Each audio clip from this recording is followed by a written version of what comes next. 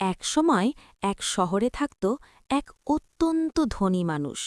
টাকার গরমে তার মনটা ছিল পাথরের মতো শক্ত। গরিব মানুষদের সে মানুষই মনে করত না। শহরের এক কোণে থাকত এক অসহায় দরিদ্র লোক, সৎ, পরিশ্রমী, কিন্তু ভাগ্য তার সহায় ছিল না। প্রতিদিন সেই ধনী লোক নানা অজুহাতে তাকে অপমান করত, কখনো কাজ করিয়ে মজুরি দিত না, কখনো কথায় কথায় কষ্ট দিত। একদিন হঠাৎ করে ধনী লোকটি বড় বিপদে পড়ল। ব্যবসায় লোকসান, সবাই তাকে ছেড়ে চলে গেল।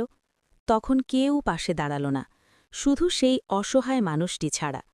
সে নিজের সামান্য সঞ্চয় থেকে ধনী লোকটিকে সাহায্য করল, সান্ত্বনা দিল, পাশে দাঁড়াল। এই ভালোবাসা ধনী লোকটির চোখ খুলে দিল। সে বুঝল, আসল ধন টাকা নয়, মানুষের মন।